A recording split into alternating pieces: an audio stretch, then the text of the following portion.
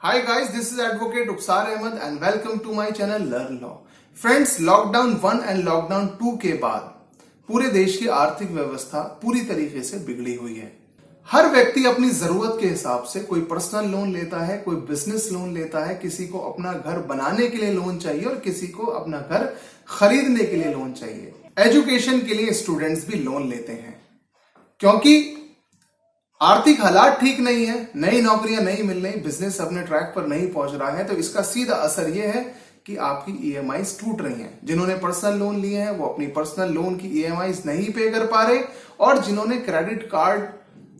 पे शॉपिंग की है वो उसके मिनिमम ड्यूज तक भी नहीं पे कर पा रहे हैं। फ्रेंड्स, यही हाल तमाम अन्य लोनों का भी है और बैंक्स ने रिकवरी प्रोसीडिंग शुरू कर दी है। रिकवरी प्रोसीडिंग जब बैंक शुरू करती है तो उसका कानूनी तरीका ये कहता है कि बैंक सबसे पहले आपको पोलाइटली फोन पर इंफॉर्मेशन देगी कि आपको इतना पैसा बैंक के जमा करना है और अगर आप नहीं पे कर पाते हैं तो उसके कुछ वक्त बाद आपको एक लीगल नोटिस सर्व किया जाएगा और लीगल नोटिस पर अगर आप पैसा नहीं देते हैं तो फिर आपके खिलाफ एक कोर्ट के अंदर रिकवरी प्रोसीडिंग शुरू की जाएगी। ये एक सिंपल सा तरीका है जो कानून हमें बताता है, लेकिन बैंक्स इस सारी प्रोसीडिंग को वायलेट करके इन तमाम कानूनों को छोड़कर एक दूसरा ट्रैक अपनाते हैं, वो है रिकवरी एजेंट्स के थ्रू। ये रिकवरी एजेंट्स थर्ड पार्टी के तौर पर बैंक के लिए काम करते हैं और ये किसी भी ऐसे रूल को फॉलो नहीं करते जो आरबीआई ने एनश्राइन किया है। आरबीआई ने बहुत सारे ऐसे रूल्स बनाए हैं जिनको फॉलो करना किसी भी बैंक के लिए जरूरी है जब वो किसी भी बोरोवर के पास पैसा रिकवर करने जाते हैं। जैसे किसी भी बोरोवर के पास अगर बैंक पैसा रिकवर करना चाहता है रिकवरी एजेंट्स के थ्रू ही, तो उसे सुबह 7 बजे से शाम की 7 बजे के बीच में ही जाना है। लेकिन रिकवरी एजेंट्स क्या करते हैं कि वो अक्सर 7 बजे से पहले भी चले जाते हैं और रात को लेट नाइट भी लोगों के घरों के दरवाजे खटखटाते हैं। दरवाजे खटखटाने के अलावा रात के 11 बजे 12 बजे भी आपको रिकवरी एजेंट्स की कॉल आती है और वो आपके साथ अभद्र भाषा का प्रयोग करते हैं, वो आपके साथ बदतमीजी करते हैं, आपको गाली गलौज करते हैं और यहां तक भी देखा गया है कि ऐसी भाषा का प्रयोग करते हैं कि जिसको सुनने के बाद अक्सर लोग आत्महत्या कर लेते हैं। फ्रेंड, ये सारी की सारी जो एक्टिविटीज है रिकवरी एजेंट्स की, ये इलीगल एक्टिविटीज हैं और बैंक भी इन्हें बहुत अच्छे से जानते हैं कि बैंक का पैसा रिकवर करने के लिए रिकवरी एजेंट्स कौन कौन से हरबे इस्तेमाल कर रहे हैं। मैं ये सारी परेशानियां जो आपको बता रहा हूं, कहीं ना कहीं मेरे सुनने वाले व्यूवर्स इससे अपने आप को कनेक्ट कर पा रहे होंगे और इसके ऊपर मैं पहले से ही बहुत सारी वीडियोस बना चुका हूं कि कैसे रिकवरी एजेंट्स को आपको हैंडल करना है। आज की इस वीडियो के अंदर जो मैं अपडेटेड इंफॉर्मेशन आपको दे रहा हूं वो है आरबीआई का एक ऐसा फॉरम जो रिकवरी एजेंट्स और बैंकों की बदमाशी को ध्यान में रखते हुए उनको मॉनिटर करता है और उन्हें कंट्रोल करता है। Consumer education and protection cell of RBI, ये आरबीआई की एक ऐसी ऑटोनॉमस बॉडी है जो बैंक्स को मजबूर करती है कि वो अपनी तमाम कार्यशैली के अंदर जो पैसा रिकवर करते हैं अपने कंज्यूमर से, उसके अंदर वो ट्रांसपेरेंसी क्रिएट करें। बैंक्स क्योंकि बहुत अच्छे से जानते हैं कि यदि किसी भी व्यक्ति से पैसा रिकवर करना है तो लीगल नोटिस बनाने में खर्चा आता है और लीगल नोटिस पर अगर पैसा नहीं मिलता तो उस नोटिस के बाद कोर्ट में केस डालना होता है और कोर्ट में केस फाइल करने में भी खर्चा आता है। बैंक को भी अपने वकीलों को फीस देनी होती है, कोर्ट फीस पे करनी होती है और एक लंबा वक्त बैंकों को लगता है पैसे को रिकवर करने में कोर्ट के थ्रू। इसी सब चीजों को एक शॉर्टकट तरीका बैंकों ने यूज किया है, वो है रिकवरी एजेंट के थ्रू और रिकवरी एजेंट फिर अपना टॉर्चर शुरू करते हैं जो मैंने आपको बताया।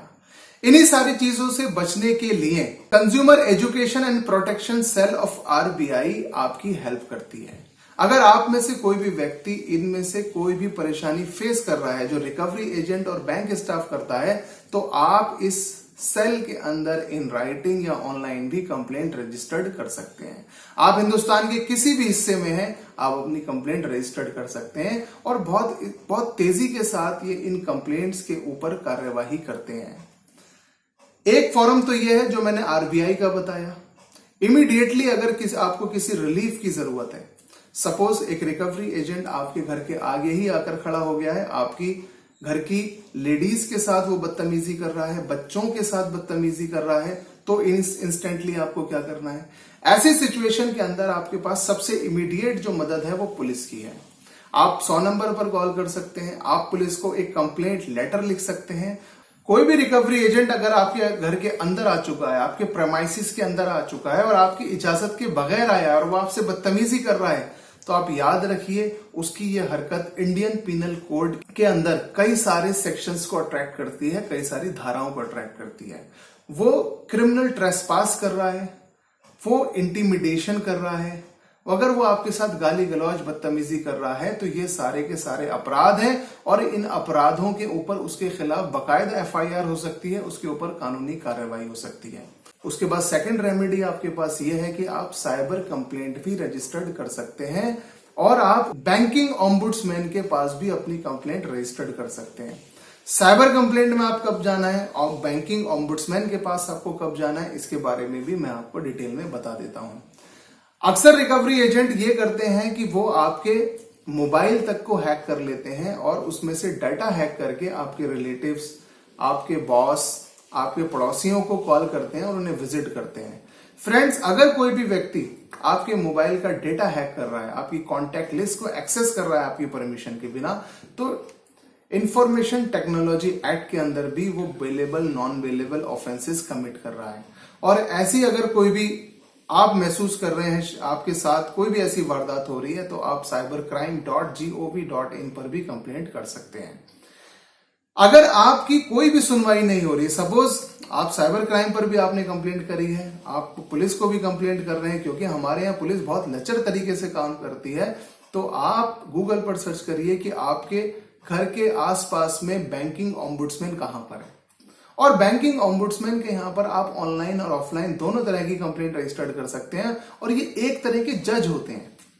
जो आपको आपकी कंप्लेंट के ऊपर बकायदा बैंक को नोटिस करके बुलाएंगे, आपका पक्ष सुना जाएगा, बैंक का पक्ष सुना जाएगा और उसके बाद फैसला सुनाया जाता है। फ्रेंड, ये जितने भी मैंने आज आपको घटनाक्रम बताए हैं, उनके समाधान बताए हैं, ये है सिर्फ रिकवरी एजेंट्स के टॉर्चर से बचने के लिए।